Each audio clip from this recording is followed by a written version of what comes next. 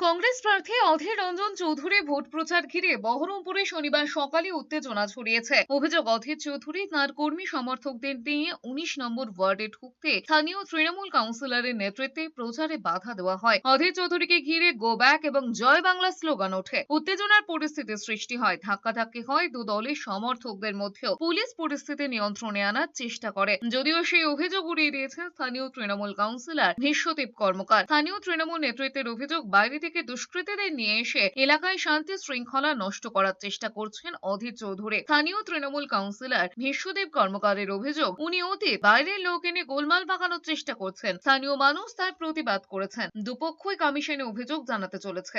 তার মানে তো ওরা আমার কাছে পরাজিত, আর এবার আবারও বলে দিচ্ছি পিছিয়ে যাবো এবার একদম।